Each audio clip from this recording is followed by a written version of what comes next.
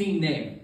And for 10 storytellers, I had to say this obscene name with my mother sitting right there. And I was like, you guys, my mom. But they didn't care. They just wanted me to say whatever. I don't even remember the name. I blocked it out. A trauma response. It's gone. I remember that night that Sandra and my mom were there, and I was convinced that they knew each other. They didn't. They had four mutual friends. They didn't know each other at all. She never worked at St. Elizabeth's. My mom never worked where she worked. It was just a weird thing.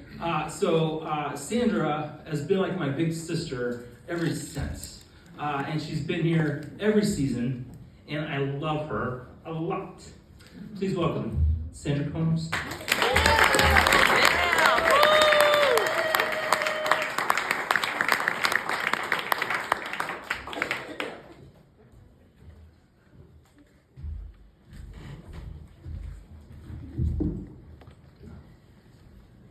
I remember pulling up in our gravel driveway to our house and parking. This was one of my first solo drives, and I had gone uptown to do a little bit of grocery shopping for my family. And to give you a visual, my mother had not yet used the life insurance money from when my stepfather passed away to buy a new car. So I was in one of those ginormous station wagons that, yes, had paneling on the sides, right? So I get out of this car and I grab the groceries, and as I'm walking inside, I remember feeling, oh, I can't wait to have my own car. I can't wait to do my own grocery shopping. I cannot wait to be an adult.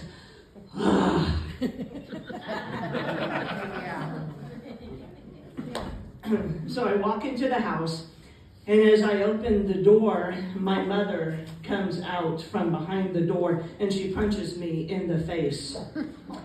And I'm standing there, and I'm stunned, still holding the groceries. And as I look at her, and I look at her in her eyes, I see the signs of her psychosis. And she says, I know what you've been doing. I was the good kid. I wasn't doing anything at this point. And she said, you have been stealing money from me. And she had her hand up, ready to go again. And I said, no, I haven't. Look, here's the change. Here's the change from the grocery money that you gave me. And right at that very moment, our minister pulled up to check on my mom. And with the flip of a switch, she went out and acted like everything was perfectly fine, while I stood inside shaking, needing somebody, anybody, to understand that my mother needed help.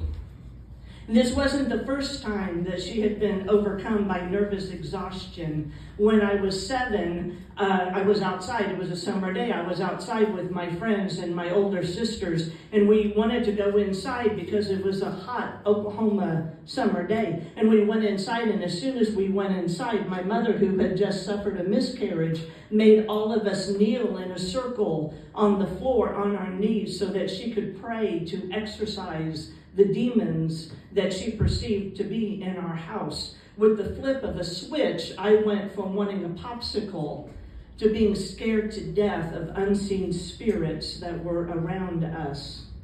But the difference when I was 16 was that now I was the oldest one at home. I was the adult who had to get help for my mother. And it took several weeks. But finally, she got hospitalized, and she got sedated, and her mind was able to rest, and her body was able to rest, and she was able to heal from this most recent psychotic episode.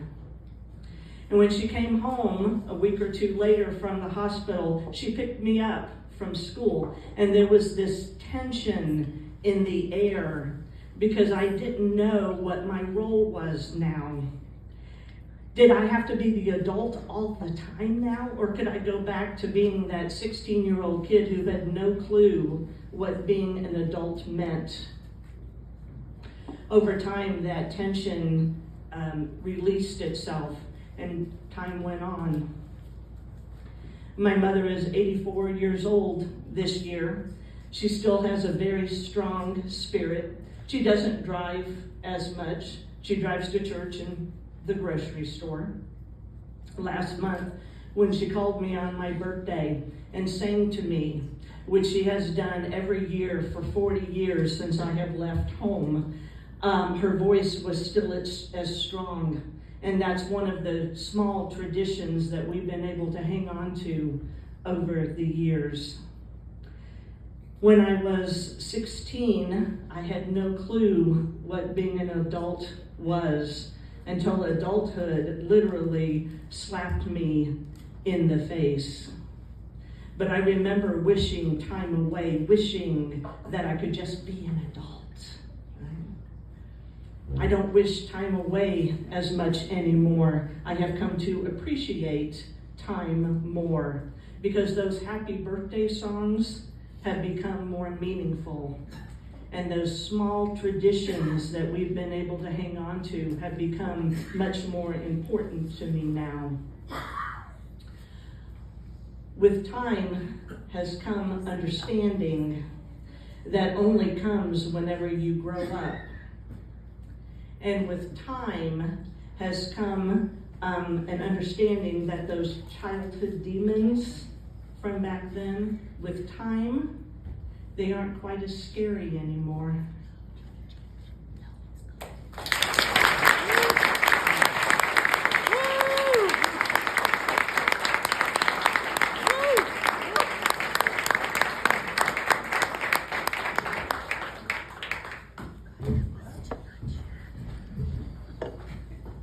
Remember that breathe in, breathe out.